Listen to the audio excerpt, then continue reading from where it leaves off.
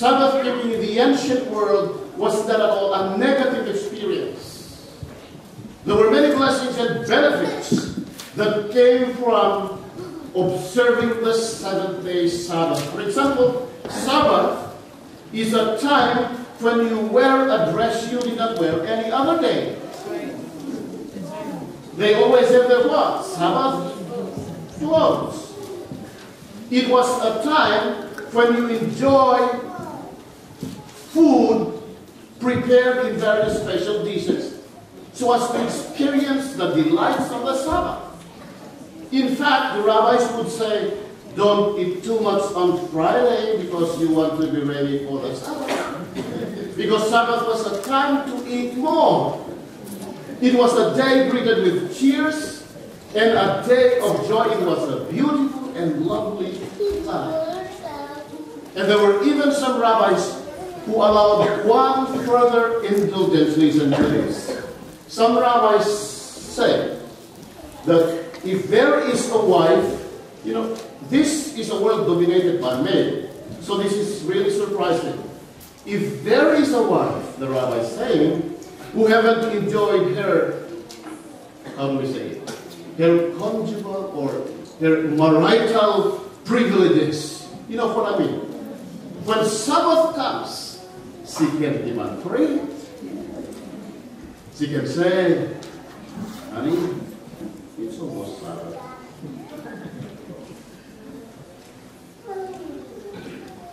Sabbath is a gift from God that is to be received and enjoyed with joyful experience. So we read the words of the Lord. The words that say it's not a day for work. As I've said, some of us may respond negatively, but please, friends, understand that there is much joy in experience. As I've said, if we are to summarize the commandment in one word, it would be the word rest, physical and spiritual rest. I like what James Long describes in his book, God's Finger Wrote Freedom. This is what he says. Look at this. The 10 commandments that were etched by God's fingers were commandments not to limit your life, but to give your life what? To give your life freedom. In fact, if you linger over the words of the commandments long enough, you begin to get a sense of what kind of freedom you would have if you're going to obey them. Take, for example, the law that says, thou shalt not kill. If that happened to be the commandment that the whole world obeyed, do you know the kind of freedom you would enjoy? You would have the freedom to walk in your neighborhood any time of the day. You would have the freedom to greet anybody without fearing that what? They will kill you. And how about the law that prohibits stealing? Think of this. If the world obeys this law, then there will be no robbers, there will be no thefts, and I'm sure that we will enjoy the freedom of life. There will be no passwords, there will be PIN numbers, no keys, no door locks, no surveillance cameras, and no alarms. And then the words, remember the Sabbath day to keep it holy. 6 days shalt thou labor, but the 7th day is what? The 7th day is rest. James Long says, when God etched the 4th commandment in the stone, he wrote freedom, freedom from the tyranny of labor. Now, be honest with yourselves. Just be honest with yourselves. You don't have to tell me. Just be honest with yourselves, friends. Does work tyrannize your life? The work you do for a living? Do you take your laptop to your vacation site and as you sit beside the beach, you work on your laptop, doing the what? Doing your work so that you'll be able to meet deadlines. How about the work at home? You know, there's always something to do at home, right? There's always something to remodel, something to clean, something to fix. The garage, the deck, the lawn, the laundry, the tyranny of works. Or what about church works? Do you think you have to do everything so you can win God's favor? Are you keeping the law the best you can? Are you trying to live an upright life? Are you trying to live a perfect moral life so that God would smile on you? Listen to what the fourth commandment is telling us. God is saying, let me write to you about freedom. Freedom from the tyranny of work. Let me give you rest. Rest from your labors. Rest from creating your life. Rest from the attempt to make God happy with you. God says, don't worry about the world. I've already created it. Don't worry about your salvation. I've already offered it. There is no work you can perform in order for me to love you more. That's what God is saying. There's no sin that you can commit in order for me to love you less. He's saying, stop carrying the load of the world on your back. Stop carrying the load of your sin that you have committed in the past. As the Sabbath comes, all you need to do is what? Rest.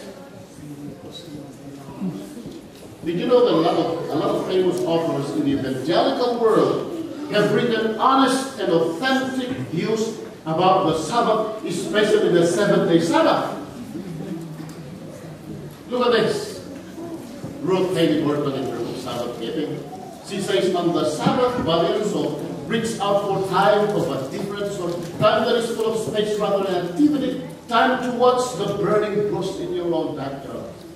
The movement of the wind among the branches. The last leaf that clings to the branch before it's finally letting go. I love that. And this one lean back. The Sabbath is not just a day off. It is a way of life. It's a gift of grace. To rest, to Sabbath, to stop. These are ways of acknowledging and receiving that gift. And here's another one. Michael Card started out of this desire for simplicity and this appreciation for rest, but I think the real thing that pushed me over the edge is a Seventh-day Adventist brother who said God didn't change any of the other commandments, so he didn't change the one. The rationale behind an argument I thought was pretty air-fire. And I love this one.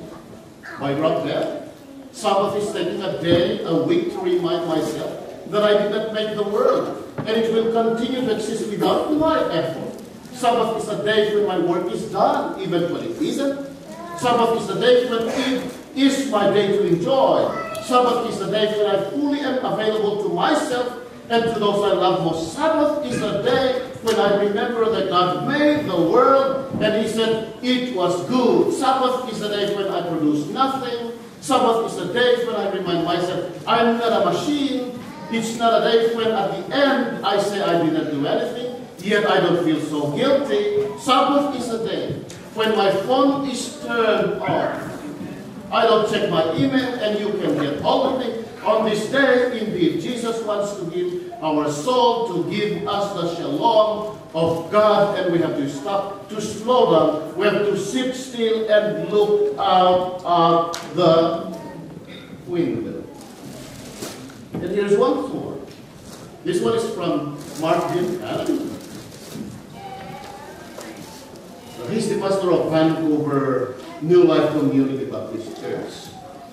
He says, the Sabbath is a day of rest, but not just because we need that in order to survive. It is a day of rest because at least once a week, it's important that we commit a daring act of faith. And what is that daring act of faith? Doing nothing. What does that mean?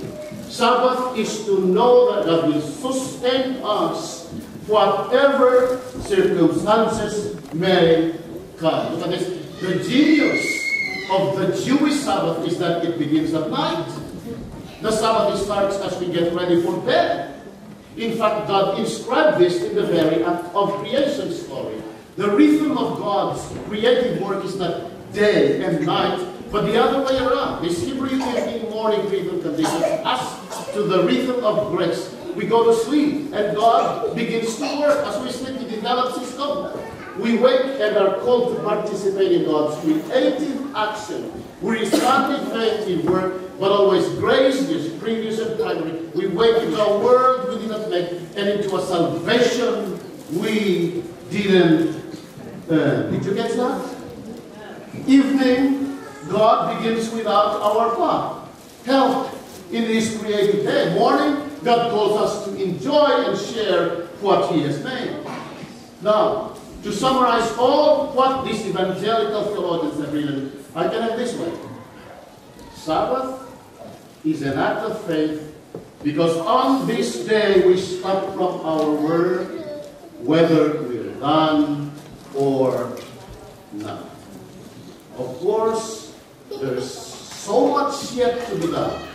But on the Sabbath, we need to stop from work because we need to recognize that God is on the throne. God is saying to us, you can rest because I have written freedom from tyranny of work. And also He's saying, do not allow yourselves to be caught up with the idea that you can earn my favor with what you do, because there's nothing you can do to earn that.